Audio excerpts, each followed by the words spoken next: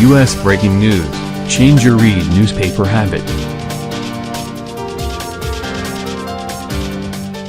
Washington, Reuters. The U.S. Department of Transportation told Congress it opposes a Senate bill that would require new rules prohibiting airline fees that are not reasonable and proportional, along with many other new consumer protections that the administration deems unnecessary and wasteful, according to a letter seen on Friday by Reuters. The U.S. House in April passed a bill to reauthorize the Federal Aviation Administration by a 393-13 vote. It now moves to the Senate, which could take up the issue as early as next month. The Senate Commerce Committee in July 2017 passed a version of legislation to extend the FAA, said the Senate airline fee provision requiring rules barring unreasonable cancellation, baggage, seat selection and same-day change fees would mark a return to the pre-1978 era before airline deregulation. The bill said the government must review whether fees are disproportionate to the costs incurred by the air carrier. The provision represents a giant step backwards, presents a risk of even wider re-regulation of the airline industry, and ultimately would harm air carriers and consumers alike. The Deputy General Counsel, James Owens, said in the May 23 letter.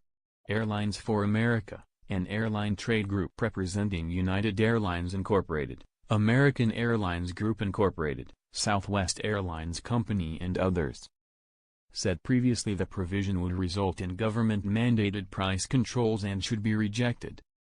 The House bill does not have the provision.